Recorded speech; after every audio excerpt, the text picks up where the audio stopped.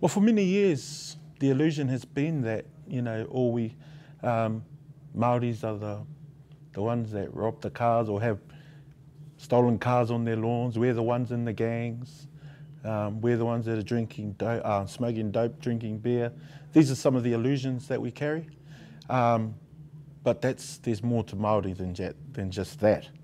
And so breaking down some of those stereotypes, those are the illusions we're dealing with.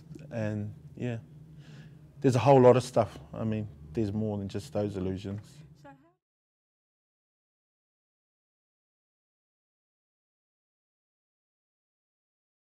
I tell them I'm this powerful wizard with these magic spells, yeah, and start giving them. And I just tell them how awesome our ancestors were.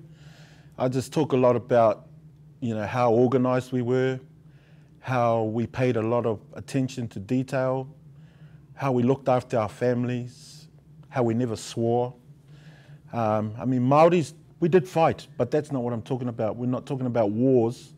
We're talking about family violence, where dad hits mum, dad hits kids, you know, especially in our roles as men.